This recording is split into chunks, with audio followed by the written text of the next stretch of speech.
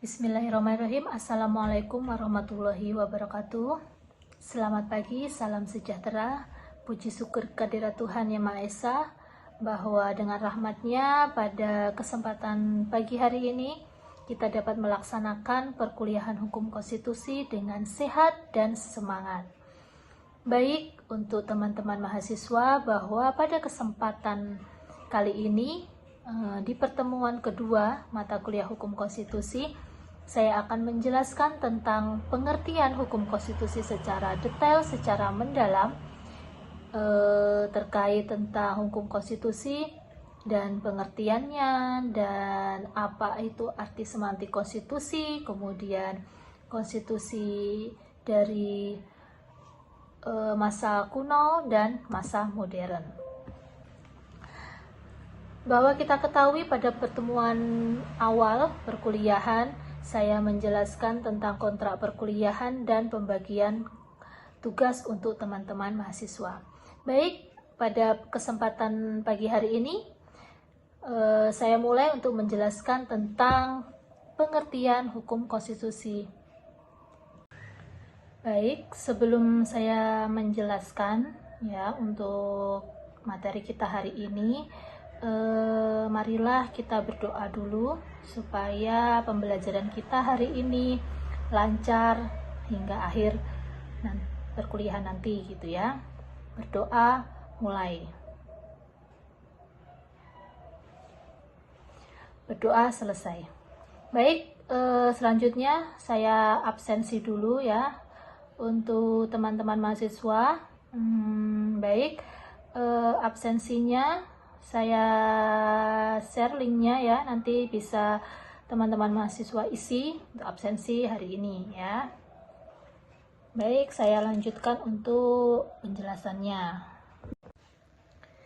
Jadi pengertian konstitusi secara etimologi, kata konstitusi, konstitusional, dan konstitusionalisme memiliki makna yang sama, namun penggunaan dan penerapannya berbeda.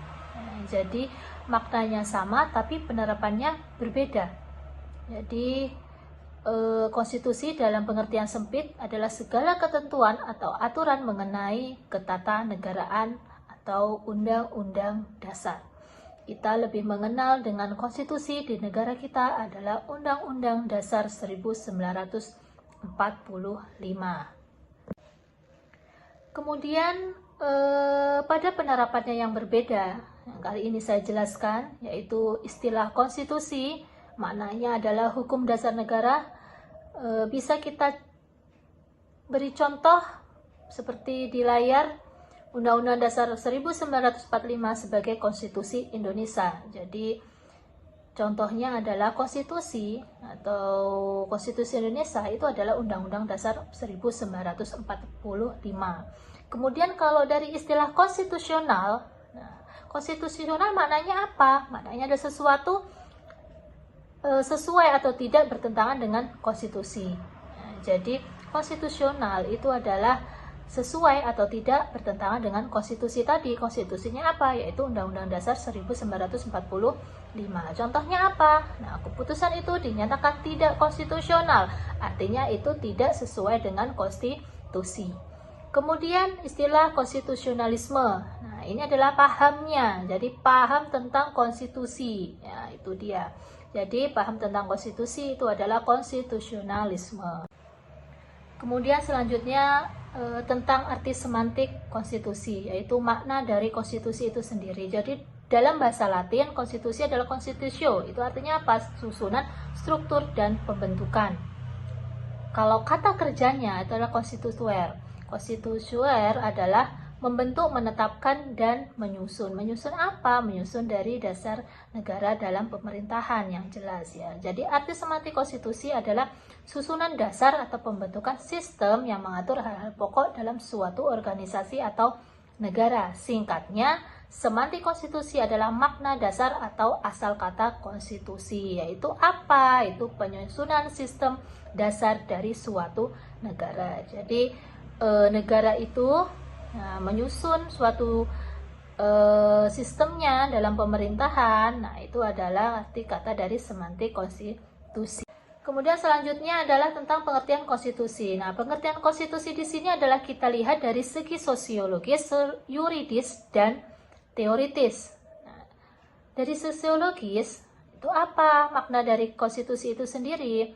Yaitu bisa dipahami sebagai refleksi dari kondisi sosial, budaya, dan nilai-nilai hidup yang ada di masyarakat. Kita ketahui bahwa sosial itu adalah berkaitan tentang masyarakat. Nah, artinya dalam konstitusi ini secara sosiologis itu adalah merefleksi, ya kan, merefleksi dari kondisi budaya dan nilai-nilai dalam masyarakat. Contohnya apa? Contohnya seperti nilai-nilai gotong royong, musyawarah, dan toleransi dalam masyarakat. Itu tertuang dalam Pancasila. Jadi dalam Pancasila sudah jelaskan ada tentang musyawarah untuk mufakat dan toleransi beragama juga. Kemudian yang kedua dari sisi yuridis. Yuridis itu adalah dokumen hukum tertinggi menjadi dasar penyelenggaraan negara. Jadi yuridis sudah jelas ya, kalau yuridis itu sebagai hukum artinya dia terikat, dan terikat itu dalam konstitusi adalah hukum tertinggi. Hukum tertingginya apa? Nah, kita jelas bahwa dalam negara kita, Republik Indonesia ya, itu hukum menjadi dasar menjadi dasar negara itu adalah Undang-Undang Dasar 4. Kemudian yang ketiga ada teoritis. Nah, di teoritis ini adalah konstitusi adalah suatu norma fundamental, ya kan? Jadi teoritis itu adalah norma fundamental yang menjadi dasar bagi terbentuknya suatu sistem kenegaraan. Nah, jadi teoritis ini bagian paling penting, ya kan, dari menjadi dasar terbentuknya sistem pemerintahannya bagaimana. Nah, itu. Nah, jadi konstitusi dipandang sebagai kehendak tertinggi rakyat dituangkan dalam bentuk hukum dasar, yaitu Undang-Undang Dasar 45. Kemudian konstitusi dalam istilah kuno dan modern. Jadi yang pertama adalah konstitusi dalam istilah kuno. Istilah kuno itu adalah kita bisa lihat pada zaman Romawi kuno gitu ya.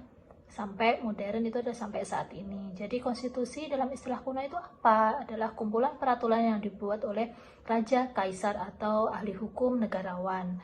Jadi pada zaman konstitusi kuno, nah itu adalah raja lebih tinggi dari konstitusi. Artinya peraturan yang dibuat raja itu adalah peraturan yang menjadi acuan oleh rakyatnya gitu ya. Berbeda dengan konstitusi pada istilah kuno. Nah, sekarang adalah konstitusi istilah modern. Jadi istilah modern ini adalah hampir negara di dunia itu menggunakan konstitusi modern. Nah, tapi masih ada negara di dunia ini yang masih menggunakan konstitusi kuno, gitu ya, yang dipimpin oleh raja. Nah, jadi kalau konstitusi istilah modern itu apa? Itu adalah peraturan pada sumber perundang-undangan ya, sumbernya yaitu adalah peraturan perundang-undangan. Jadi konstitusi itu lebih tinggi dari kepala negara. Jadi kepala negara, raja itu adalah tunduk kepada konstitusi yang ada pada negara tersebut. Seperti kita adalah kepala negara, presiden itu harus tunduk kepada konstitusi yang ada. Jadi Undang-Undang 1445 itu adalah dasar tertinggi dari negara kita. Ini adalah contohnya. Jadi seperti itu ya. Kemudian jadi ini untuk penjelasannya ya, untuk penjelasan pertemuan kedua ini. Untuk selanjutnya kita bisa lanjut ke pertemuan berikutnya tentang perkembangan konstitusi, seperti itu ya. Jadi terima kasih untuk waktu teman-teman mahasiswa untuk pada kesempatan pagi hari ini. Kita bisa lanjut untuk minggu depan. Kurang lebihnya saya mohon maaf. Billahi taufiq wal hidayah. Wassalamualaikum warahmatullahi wabarakatuh.